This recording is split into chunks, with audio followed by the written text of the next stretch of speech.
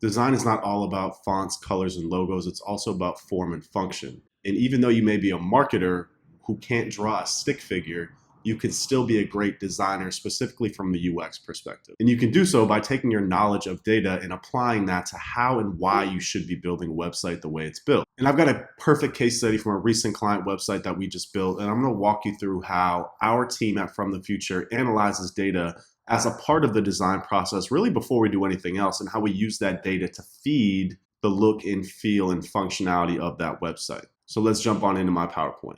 Let's dive deep into how data should feed your website's design. And as I said, I'm going to use a case study from our agency From the Future about how our UX consultants really dug deep into the client's marketing data to build something amazing, both functional and beautiful. So unfortunately, I can't give you the client name, but I'll give you a little bit about them so you have some context for what I'm going to talk about. They are a large national loan provider with hundreds of store locations across the US. They had a horribly performing website, decreasing engagement, terrible stickiness, high bounce rate, conversions were decreasing, and organic search was just falling through the floor, mainly from poor UX, poor messaging, poor on-page, and just an overall terrible user experience. The site was not delivering on what it should be delivering from a searcher's point of view and from a visitor and customer point of view. Obviously, the solution was to do a full website design, but the reason why I'm highlighting this client out of the hundreds of websites that we built is because this client consistently asked why throughout the process,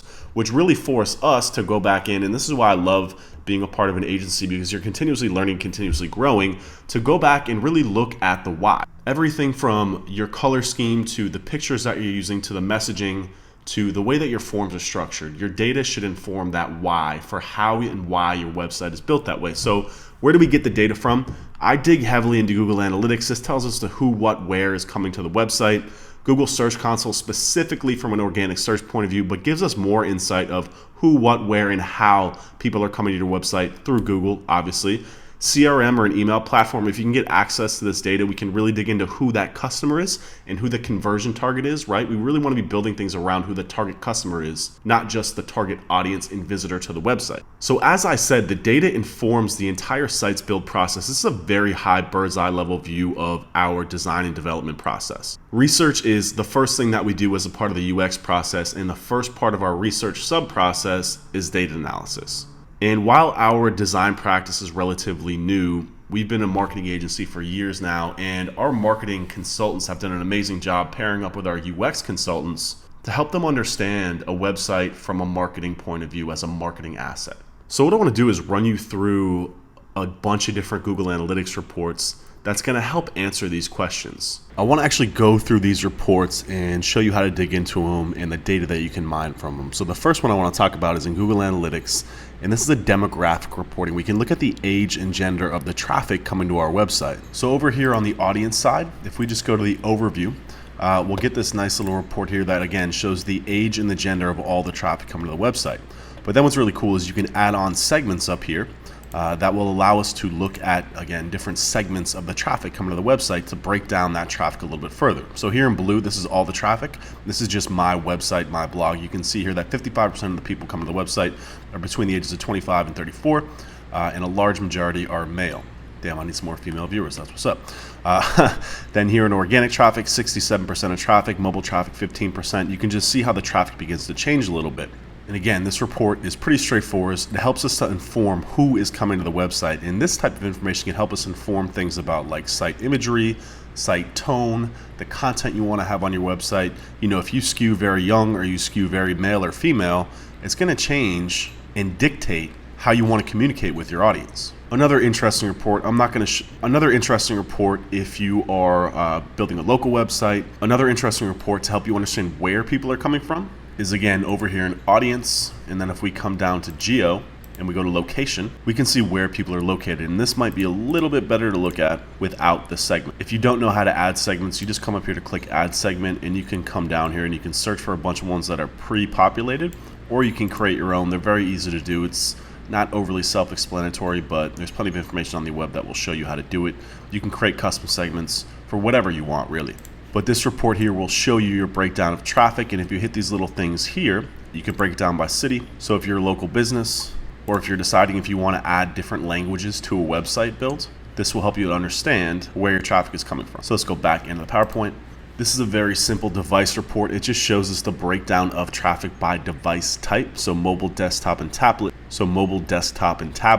This can help us to inform how we start the design process in regards to what we're designing, either mobile first or desktop first. You can see this website here is about 60% mobile. Let's look at the analytics report. This is also under audience, mobile, overview. You can see here that my website is 83% desktop. So you're looking at a website in the PowerPoint that's 60% mobile. We'd probably want to skew that to obviously being a mobile first design. Whereas for this website that's overwhelmingly desktop, we're for sure going to want to design the desktop experience first. And again, this is another great place to add segments on for traffic source to better understand who and how is coming to the website from what device. If we want to understand how people are getting there, this is a very simple report to look at the breakdown of traffic source. Let's look in analytics. I'll show you how to access it. This is going to be in the acquisition tab, overview. So this helps us to understand how people are coming to the website. In another report, I'm going to show you how to segment by landing page so we can see how landing page and the entry page is also affected by traffic source, which is going to push into a little bit more to the UX experience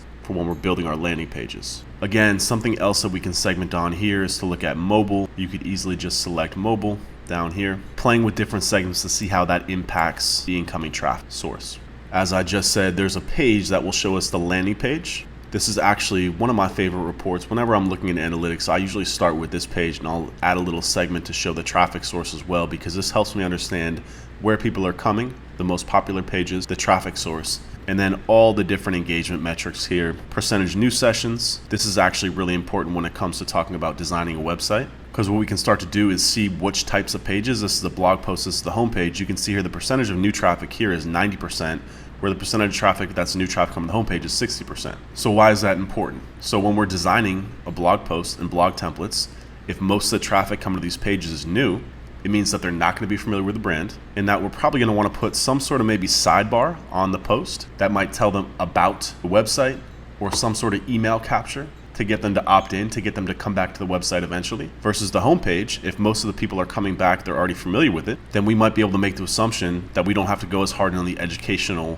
copy on the site. But this needs to be further segmented down to traffic source as well, which I'll show you in a second. So to access the landing page report, it's under behavior, site content, landing page. So this is the same report that we just looked at. And if you want to get a little bit more surgical with it, you can come up here to secondary dimension, type in source, medium. And now, like I said, it's going to segment the landing page and the sessions by the source. And there's also this really important data here like bounce rate, pages per session, session duration, and then of course conversions, which we'll talk about more in detail because it's probably the most important thing that you can look at when we're talking about building a website for the right people. So something else we want to understand is not just how they're arriving to the website and where, but are they dwelling there? Are they staying on these pages? Are they bouncing? Are they leaving? Let me show you how to access this report in real time. Let's jump into analytics. So this is also going to be under behavior, and then it's going to be under content drill down. And so let me break down the difference between this and the landing page report. The landing pages report is going to show you anytime the page was viewed as an entry to the website. Content drill down, this is going to show you anytime that the page was viewed. So they don't have to come in through this page. They could have just pathed to this page from another site, from another page on the website. So the reason why this is important is I really like to look at these three metrics here: average time on page, bounce rate, and percentage of exit. This tells me the quality of that page, and does that page deliver on what the user and the visitor is looking for. So the average time on page is pretty straightforward. It tells us how long they're on this specific page for. And this is also a different metric than session duration. Don't get them confused. Average time on page tells you specifically the time that somebody spends on this page, and you can only get to that metric through the content drill down. And the reason why this is important is you can see here that this post here, Google Index, people are staying on this page for 15 minutes. That tells me that with this number of people are really reading this page. But you can see here the exit rate is 91%. So if you were to look at this metric here first, exit rate at 91%, that might tell you that there's something wrong with the page, right? People are coming to this page and then leaving. But when you segment it with this actually tells me that this page is probably sufficing exactly what that person needs, because they're coming here, spending a lot of time, and then leaving. So they got the information that they needed, and then they left. These two metrics here, bounce rate and exit rate, are also really important, because bounce rate tells you that the percentage of times that somebody comes to the page and then leaves right away. Exit rate is a different metric. It tells you that this is not the first view of the page. Somebody came to this page from another page. This is a percentage of time that somebody did not bounce and then left on this specific page.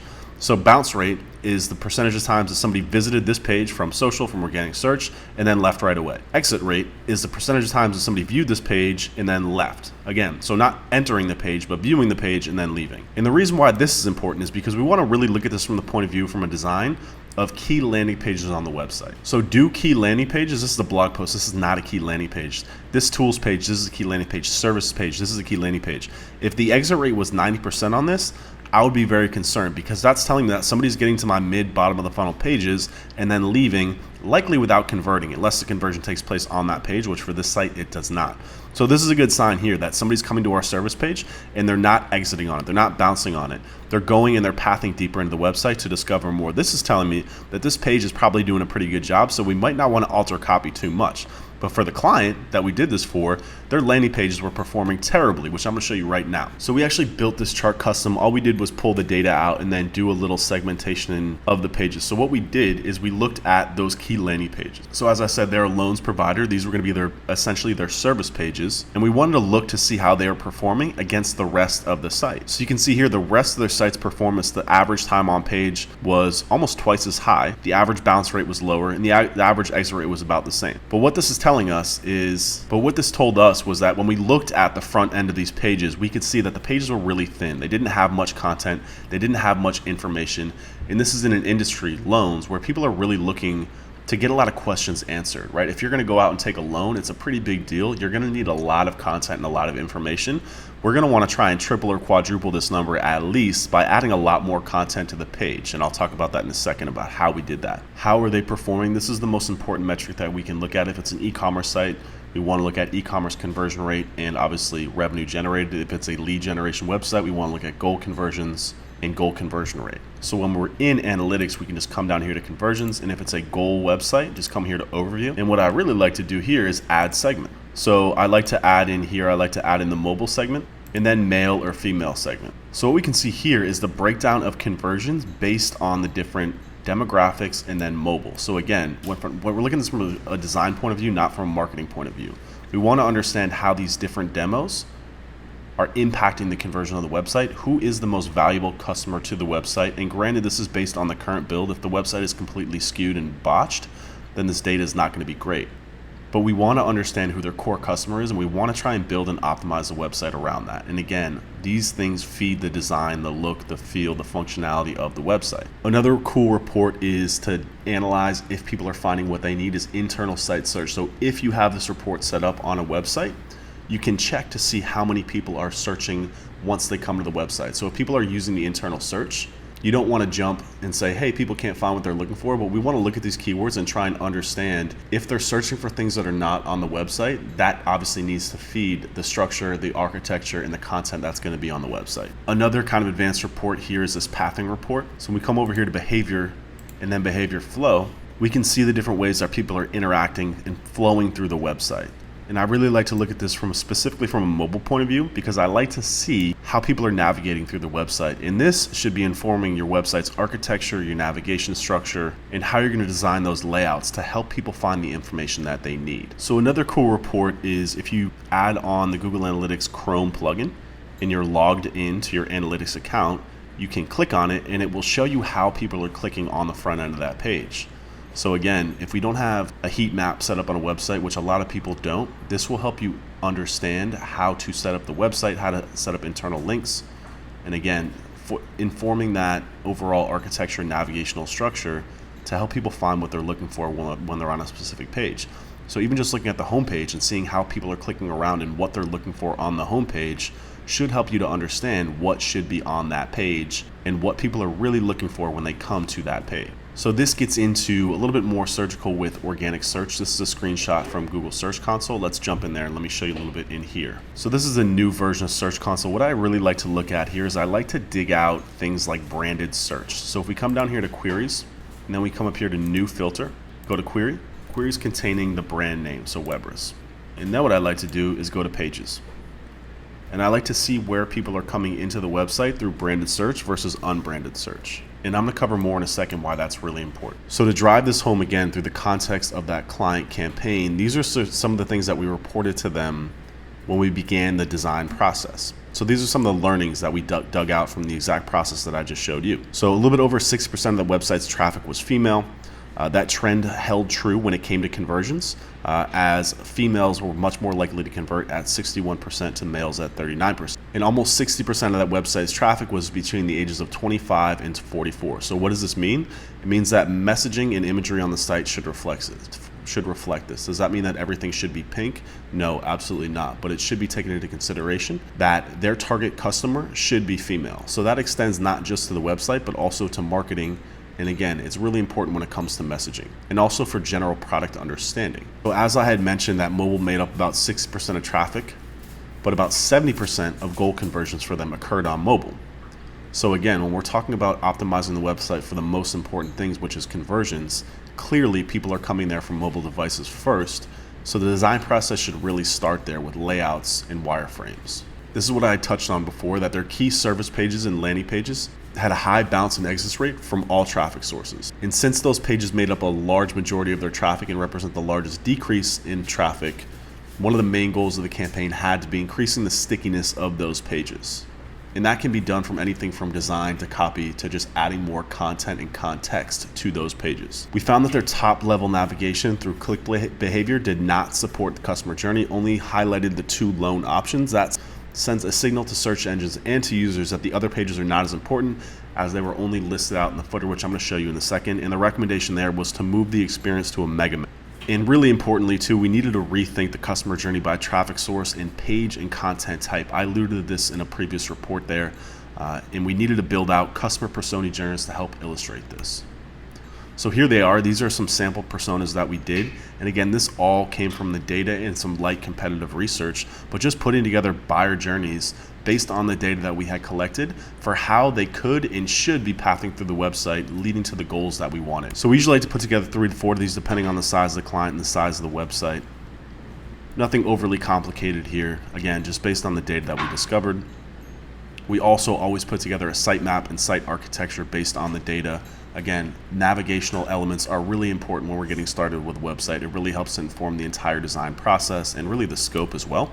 So this is what I alluded to in regards to building out a mega menu. This was their current navigational structure. As I said, they only had a few top level links to these key landing pages, and everything else was linked to in the footer, which you can see here in the top right. So what we did is we put together a few options for them with this mega menu drop down to highlight all the different loan services that they had and really push the importance back to the top level navigation and to get people visiting these pages. And of course, we always do an alternate version of everything that we design as well. So SEO considerations for us are everything, especially as a technical SEO agency. I mean, the main reason why we do so many websites is because people need our SEO expertise, and they really do go hand in hand and inform each other. As I'd said, their key landing pages were trending downward from organic search, and this is, in their industry, is detrimental to their business model. And again, one of the things that we really found was that their landing pages were too thin. And what we did is we went to answer the public, and we decided to build out these really basically FAQ trees and push that into the website's design. So you can see here how we took these questions and started building out FAQ templates. This is just kind of standard copy here, but these would all be personalized based on the type of loan that people were looking for. And as mentioned too, just building out more content and context on these landing pages, really pushing some nice little iconography that shows people how these loans work in very simple illustration terms. And of course, product understanding and reviews and testimonials always help, especially in an industry like this. So that's all I have for this presentation. Again, using your data to inform your website's design is incredibly important. If you guys have any questions, please leave them in the comments. If not, you can visit us at ftf.agency and we can chat about your website needs and your next project. If not, hit that subscribe button. I'll see you guys in the next video.